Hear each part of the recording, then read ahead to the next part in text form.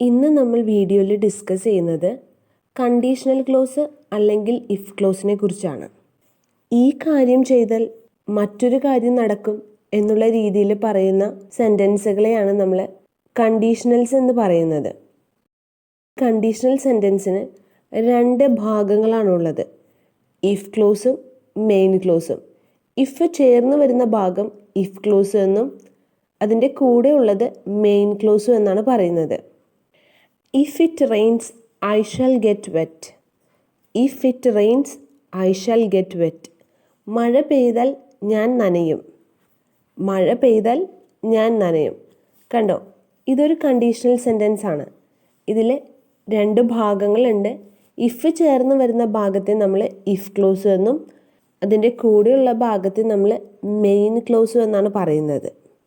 3 തരത്തിലാണ് conditional sentence ഉള്ളത്. First conditional, second conditional, third conditional. First conditional, ഇവിടെ കൂടുതലും റിയൽ സിറ്റുവേഷനെ കുറിച്ചാണ് പറയുന്നത്. അതായത് നമ്മൾ സാധാരണ പറയാറുണ്ട്, ഈ കാര്യം ചെയ്യുകയാണെങ്കിൽ അതിൻ്റെ റിസൾട്ട് ഫ്യൂച്ചറിൽ സംഭവിക്കുമെന്ന്. ഫസ്റ്റ് കണ്ടീഷണലിൽ ഇഫ് ക്ലോസിൽ സിമ്പിൾ പ്രസൻറ്റും മെയിൻ ക്ലോസിൽ ഫ്യൂച്ചർ സിമ്പിളുമാണ് സാധാരണ ഉപയോഗിക്കുന്നത്. ഞാൻ എക്സാമ്പിൾ പറയാം, അപ്പോൾ കൂടുതൽ ക്ലിയർ ആവും. If you study well you will pass the exam. If you study well you will pass the exam. നീ നന്നായി പഠിച്ചാൽ പരീക്ഷയിൽ വിജയിക്കും. കണ്ടോ, രണ്ട് ഭാഗങ്ങളുണ്ട്. ഇഫ് ചേർന്ന് വന്ന് if you study well, main ക്ലോസിൽ you will pass the exam. കണ്ടോ, ഇത് ഫസ്റ്റ് കണ്ടീഷണലാണ്. ഇപ്പോൾ നീ നന്നായി പഠിച്ചാൽ നീ ഇനി എഴുതാൻ പോകുന്ന എക്സാമിൽ നീ വിജയിക്കുമെന്നാണ് പറയുന്നത്. ഇവിടെ ഇഫ് ക്ലോസിൽ ഫസ്റ്റ് ഫോം ഓഫ് വെർബാണ് ഉപയോഗിച്ചിരിക്കുന്നത്, സ്റ്റഡി. ഇനി മെയിൻ ക്ലോസിൽ ഫ്യൂച്ചർ സിമ്പിളാണ് ഉപയോഗിച്ചിരിക്കുന്നത്, will plus base form of the verb will pass. ഞാൻ ഇഫ് ക്ലോസിൽ V1 എന്നും മെയിൻ ക്ലോസിൽ ബേസ് ഫോം ഓഫ് ദ വെർബും എന്ന് എടുത്താണ് പറഞ്ഞത്. കാരണം ഇഫ് ക്ലോസിൽ സബ്ജക്റ്റിനനുസരിച്ച് വെർബിൽ എസ് അല്ലെങ്കിൽ ES ഒക്കെ ചേർത്ത് എഴുതാം. എന്നാൽ മെയിൻ ക്ലോസിൽ ബേസ് ഫോം മാത്രമാണ് എഴുതാം.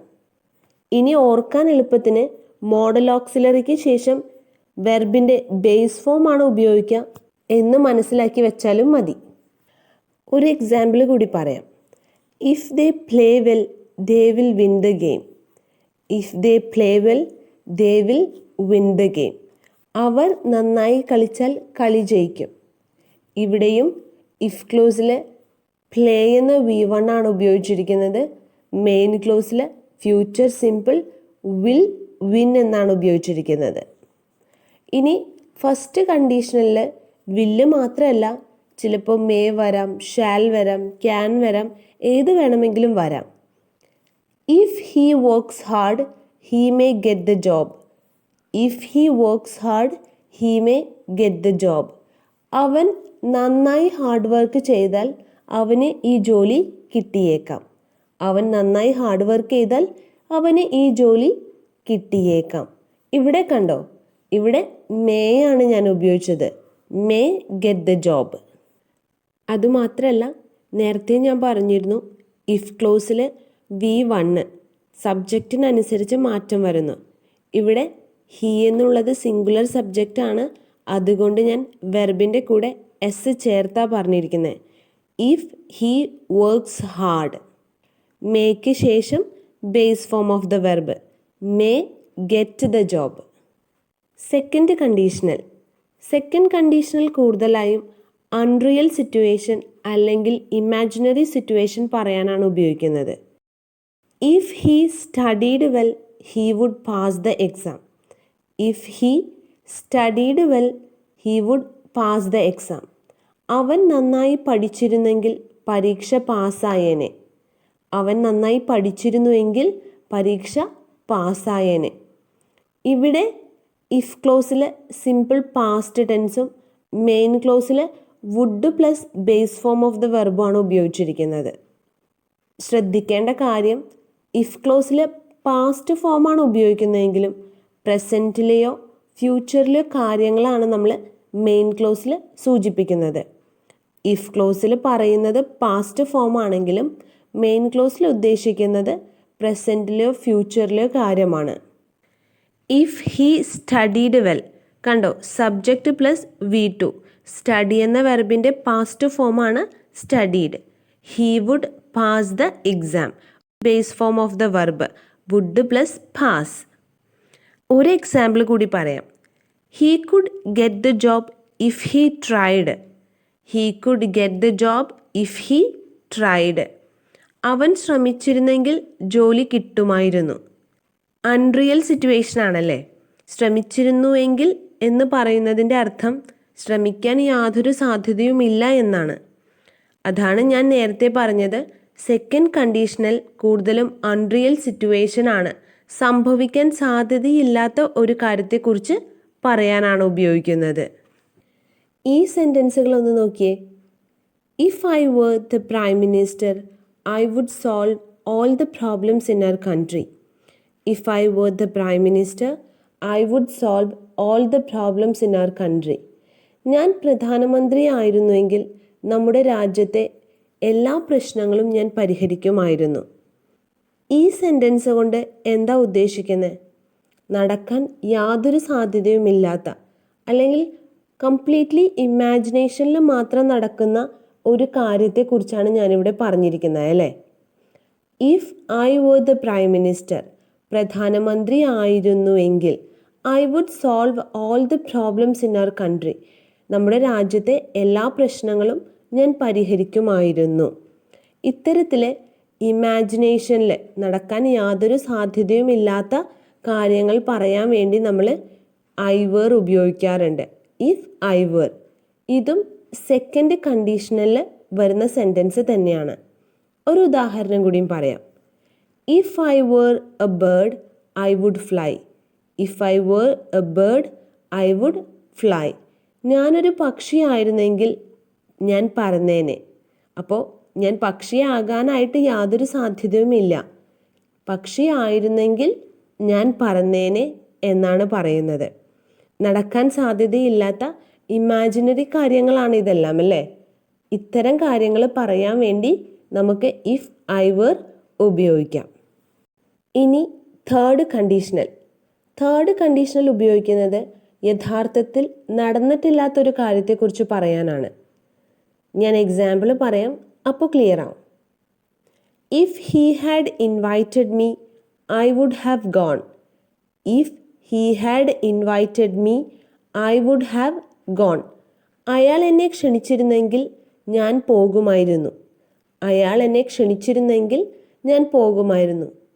അയാൾ വിളിച്ചതുമില്ല, ഞാൻ പോയതുമില്ല എന്നതാണ് ഇതിൻ്റെ അർത്ഥം. അതുകൊണ്ടാണ് ഞാൻ ആദ്യമേ പറഞ്ഞത്, യഥാർത്ഥത്തിൽ നടന്നിട്ടില്ലാത്ത ഒരു കാര്യത്തെക്കുറിച്ച് പറയാനാണ് നമ്മൾ തേർഡ് കണ്ടീഷണൽ ഉപയോഗിക്കുന്നത്. ഇവിടെ ഇഫ് ക്ലോസിൽ ഹാഡ് പ്ലസ് V3 ആണ് ഞാൻ ഉപയോഗിച്ചിരിക്കുന്നത്. ഹാഡ് പ്ലസ് ഇൻവൈറ്റ് എന്ന വെർബിൻ്റെ മൂന്നാമത്തെ രൂപമാണ് invited. Invite, invited, invited. I would have gone. ഇവിടെ would plus have plus V3 ആണ് ഉപയോഗിച്ചിരിക്കുന്നത്. മോഡൽ ഓക്സിലറിക്ക് ശേഷമാണ് നമ്മൾ നേരത്തെ വെർബിൻ്റെ ബേസ് ഫോം എന്ന് പറഞ്ഞത്. ഇവിടെ മോഡൽ ഓക്സിലറിക്ക് ശേഷം ഹാവ് ഉണ്ട്. ഹാവിന് ശേഷം നമ്മൾ എപ്പോഴും V3 ആണ് ഉപയോഗിക്കുക. I would have gone. ഒരു എക്സാമ്പിൾ കൂടി പറയാം. If we had reached there earlier we could have saved his life. If we had reached there earlier we could have saved his life. നമ്മൾ കുറെ കൂടി നേരത്തെ അവിടെ എത്തിയിരുന്നുവെങ്കിൽ അയാളുടെ ജീവൻ രക്ഷിക്കാമായിരുന്നു. നമ്മൾ കുറെ കൂടി നേരത്തെ അവിടെ എത്തിയിരുന്നുവെങ്കിൽ അയാളുടെ ജീവൻ രക്ഷിക്കാമായിരുന്നു. അപ്പോൾ നമ്മളവിടെ നേരത്തെ എത്തിയതുമില്ല, അയാളുടെ ജീവൻ രക്ഷിക്കാൻ പറ്റിയതുമില്ല. ഇനി ഇവിടെ ഇഫ് ക്ലോസിൽ ഹാഡ് പ്ലസ് V3, റീച്ച് എന്ന വെർബിൻ്റെ മൂന്നാമത്തെ രൂപം. Reach, reached, reached. If we had reached there earlier. Main ക്ലോസിൽ we could have saved his life. Could plus have plus V3. Save എന്ന വെർബിൻ്റെ മൂന്നാമത്തെ രൂപം സേവ്, സേവ്ഡ്, സേവ്ഡ്. ഇനി ഏത് കണ്ടീഷണൽ ആണെങ്കിലും ഒന്നില്ലെങ്കിൽ ആദ്യം ഇഫ് ക്ലോസ് എഴുതാം, അല്ലെങ്കിൽ മെയിൻ ക്ലോസ് എഴുതാം. ഇത് ഏത് ആദ്യം എഴുതിയാലും കുഴപ്പമില്ല. ഈ സെൻറ്റൻസുകളൊന്ന് നോക്കിയേ. If she doesn't get up early she will not get the bus. If she doesn't get up early she will not get the bus. അവൾ നേരത്തെ എഴുന്നേറ്റില്ലെങ്കിൽ അവൾക്ക് ബസ് കിട്ടില്ല. അവൾ നേരത്തെ എഴുന്നേറ്റില്ലെങ്കിൽ അവൾക്ക് ബസ് കിട്ടില്ല. ഇത് നെഗറ്റീവ് സെൻറ്റൻസുകളാണല്ലേ. കണ്ടീഷണലിൽ തന്നെ negative sentence. If she doesn't get up early she will miss the bus. If she doesn't get up early she will miss the bus. അവൾ നേരത്തെ എഴുന്നേറ്റില്ലെങ്കിൽ അവൾക്ക് ബസ് മിസ്സാകും. അവൾ നേരത്തെ എഴുന്നേറ്റില്ലെങ്കിൽ അവൾക്ക് ബസ് മിസ്സാകും. ഇത് ഏത് കണ്ടീഷണലിലാണ്? ഫസ്റ്റ് കണ്ടീഷണലിലാണല്ലേ. പറഞ്ഞ രണ്ട് സെൻറ്റൻസുകൾക്കും ഏകദേശം ഒരേ അർത്ഥമാണ്. നേരത്തെ എഴുന്നേറ്റില്ലെങ്കിൽ ബസ് കിട്ടില്ല എന്നർത്ഥത്തിൽ. ആദ്യത്തെ സെൻറ്റൻസിൽ ഇഫ് ക്ലോസിലും മെയിൻ ക്ലോസിലും നോട്ട് ചേർത്താണ് പറഞ്ഞത്. രണ്ടാമത്തെ സെൻറ്റൻസിൽ ഇഫ് ക്ലോസിൽ മാത്രമാണ് നോട്ട് ചേർത്തത്. ഇതും കണ്ടീഷണൽ സെൻറ്റൻസ് തന്നെയാണ്. ഇന്ന് നമ്മൾ വീഡിയോയിൽ ഡിസ്കസ് ചെയ്തത് കണ്ടീഷണൽ സെൻറ്റൻസുകളെ കുറിച്ചാണ്. 3 തരത്തിലാണ് കണ്ടീഷണൽസ് ഉള്ളത്. First conditional, second conditional, third conditional. ഒരു കണ്ടീഷൻ ചെയ്താൽ മറ്റൊരു കാര്യം നടക്കും, അല്ലെങ്കിൽ ഒരു വ്യവസ്ഥ ചെയ്താൽ മറ്റൊരു കാര്യം നടക്കും എന്ന് സൂചിപ്പിക്കുന്ന തരത്തിലെ സെൻറ്റൻസുകളാണ് ഫസ്റ്റ് കണ്ടീഷണലിൽ പറഞ്ഞിട്ടുള്ളത്. സെക്കൻഡ് കണ്ടീഷണലിൽ സംഭവിക്കാൻ സാധ്യതയില്ലാത്ത ഒരു കാര്യമാണ് പറയുന്നത്. ഇമാജിനറി കാര്യങ്ങൾ പറയാനും സെക്കൻഡ് കണ്ടീഷണലാണ് നമ്മൾ ഉപയോഗിക്കുന്നത്. യഥാർത്ഥത്തിൽ നടന്നിട്ടില്ലാത്തൊരു കാര്യത്തെക്കുറിച്ച് പറയാനാണ് തേർഡ് കണ്ടീഷണൽ നമ്മൾ ഉപയോഗിക്കുന്നത്. പറഞ്ഞ കാര്യങ്ങൾ ക്ലിയർ ആയെന്ന് വിചാരിക്കുന്നു. Thank you.